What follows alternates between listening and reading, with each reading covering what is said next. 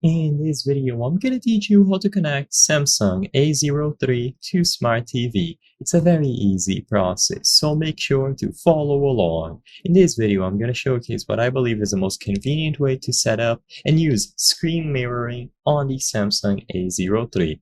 So, as you might be aware, the main way to share your screen from any Samsung device to a TV is through Smart View. However, this feature is not available on the A03. These budget phones from Samsung don't have Smart View included natively, so because of this, we have to look into alternatives. For this video, the alternative that I chose is going to be Google Home. There are other applications which can achieve similar results, but like I said, this is the one that I'm going to be using for this video as an example. So all that you have to do is download the application through the Google Play Store and then open the Devices tab where you will be able to find Add Device.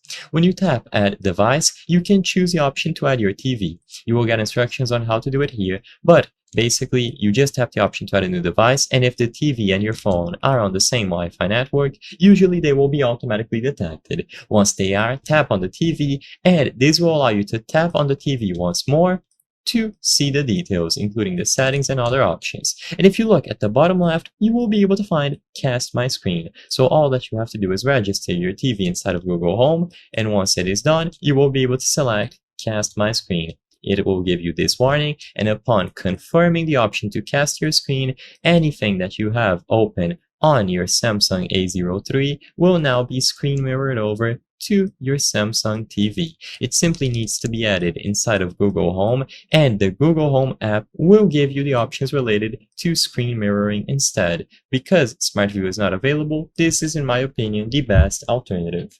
I hope I was able to help you on how to connect Samsung A03 to Smart TV. If this video helped you, please be sure to leave a like and subscribe for more very easy tips. Thank you for watching.